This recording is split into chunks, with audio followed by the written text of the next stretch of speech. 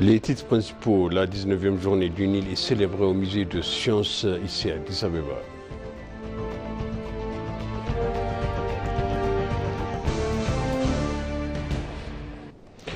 Le vice-président du Parti de la Prospérité, Adem Farah, est arrivé à Turquie pour participer à la conférence du parti Eke Turk.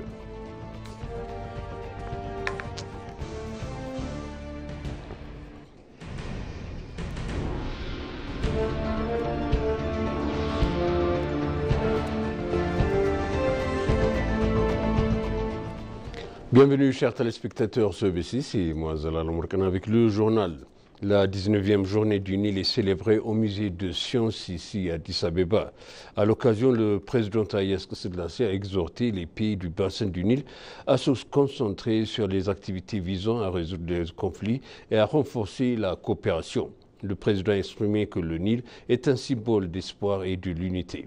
Il a également exprimé que l'accomplissement des responsabilités partagées contribuerait à renforcer la coopération. Le ministre de l'Eau et de l'Énergie, Haftamou Tefa, a appelé les pays du bassin du Nil à travailler sur le changement climatique et la coopération. Le ministre a ajouté que l'Éthiopie continuera à utiliser Abaye comme un centre de coopération.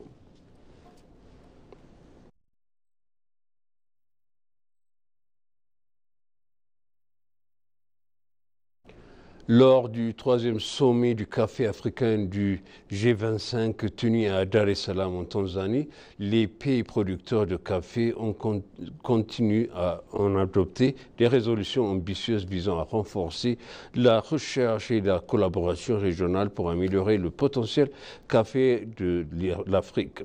La conférence placée sur le thème Revitaliser l'industrie du café en Afrique et créer des opportunités d'emploi pour les jeunes a permis de débattre des mesures nécessaires pour revitaliser cette industrie emblématique, mais aussi pour générer de nouvelles opportunités d'emploi pour les jeunes africains. Le vice-premier ministre éthiopien Tamasgen Truna a souligné la responsabilité que représente cet honneur et la détermination du pays à jouer un rôle central dans le dynamisme de l'industrie caféière du continent.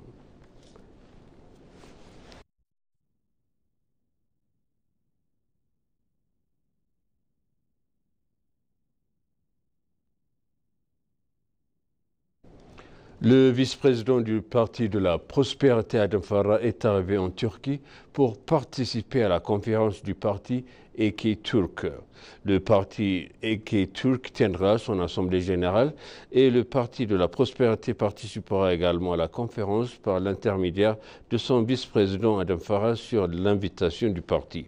Outre sa participation à la conférence, il convient également de noter que le parti Eke a signé un protocole d'accord avec le Parti de la Prospérité pour travailler ensemble sur diverses questions. Le vice-président du Parti de la Prospérité, Adem Farah, se rend actuellement à Ankara pour assister à la conférence du Parti de la Prospérité, ce qui créera une opportunité de travailler plus étroitement avec le parti et de mettre en œuvre le protocole d'accord selon les informations du Parti de la Prospérité.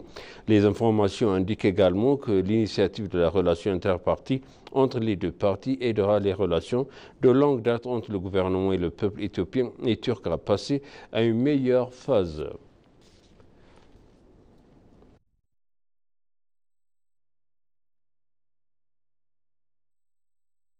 Le ministre des Affaires étrangères, Gideon Timotheus, s'est entretenu avec David Lammy, secrétaire d'État aux Affaires étrangères et de Commonwealth et au développement du Royaume-Uni, en marge de la réunion ministérielle du G20 à Johannesburg, en Afrique du Sud.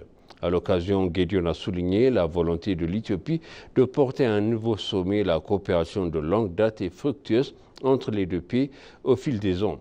Il a également appuyé les vastes opportunités qu'offre l'Éthiopie dans les domaines de commerce et de l'investissement.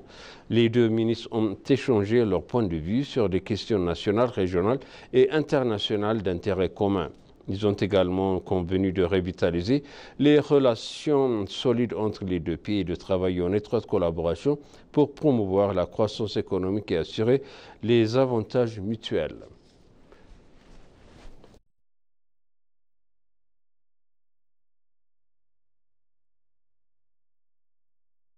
L'Éthiopie et le Qatar ont pris des mesures importantes pour renforcer leur partenariat économique selon la Commission éthiopienne d'investissement.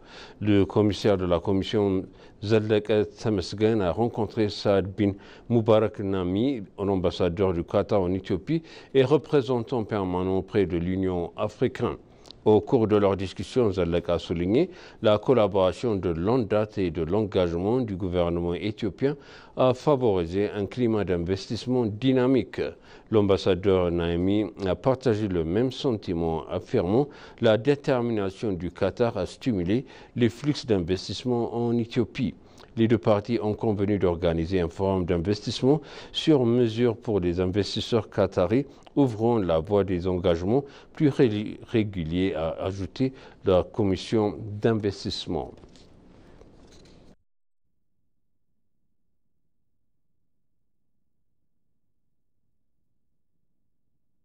La Chine a annoncé son soutien au processus d'adhésion de l'Éthiopie à l'Organisation mondiale du commerce.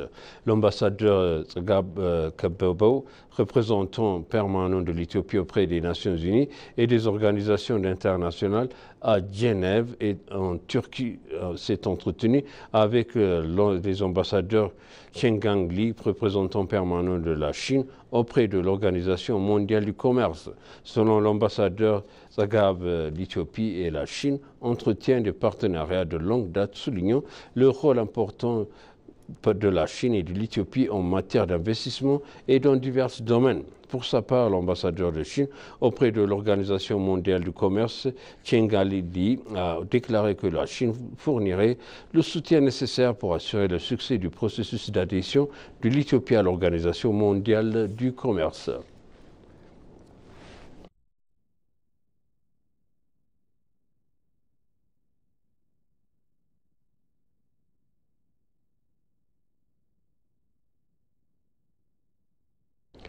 L'ambassadeur d'Éthiopie au Pakistan, Jamal Bakr, s'est entretenu avec Narzaro Zoda Habibullo, directeur de l'agence de l'aviation du Tadjikistan. Au cours de leur discussion, les deux pays ont discuté des moyens de renforcer leurs relations bilatérales et de travailler ensemble, notamment dans le secteur de l'aviation. Ils ont également discuté des moyens de renforcer les liens interpersonnels et de tourisme entre les deux pays, ainsi que des moyens de créer une connectivité aérienne grâce à la grande compagnie aérienne Ethiopian Airlines.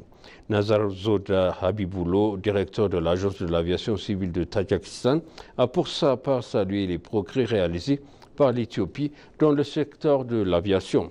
Des informations reçues de l'ambassade indiquent que le gouvernement s'est engagé à renforcer la coopération bilatérale avec l'Éthiopie dans le secteur de l'aviation et a assuré qu'un soutien global sera fourni pour renforcer la coopération entre les deux pays.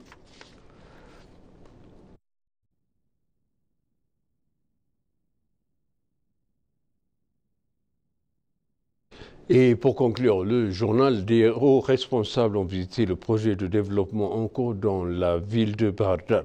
La visite a été suivie par le Conseil du Premier ministre pour les Affaires sociales, le ministre Diakon Daniel Kebret, le ministre de la Paix Mohamed Idriss, le gouverneur de la Banque nationale Mahmoud Meret, le président de la Cour suprême de l'État régional d'Amara, Alamat Agdao, et le maire adjoint de la ville de Bahrdar, Goshu Andoualamou, entre autres responsables. Les fonctionnaires ont inspecté les travaux de réforme de Cour suprême régionale d'Amara, ainsi que le développement du corridor de la ville de Bahrdar et d'autres travaux de développement. La branche régionale d'Amara et du Parti de la Prospérité a indiqué que les efforts de réforme en cours à la Cour suprême sont permetteux et encourageux.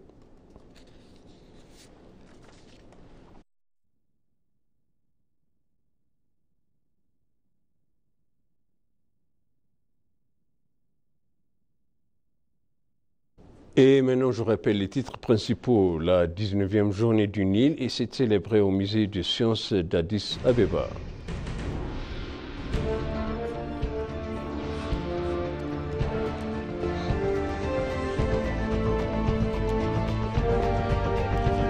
Le vice-président du Parti de la Prospérité, Adam Farah, est arrivé à Turquie pour participer à la conférence du parti Eki Turk.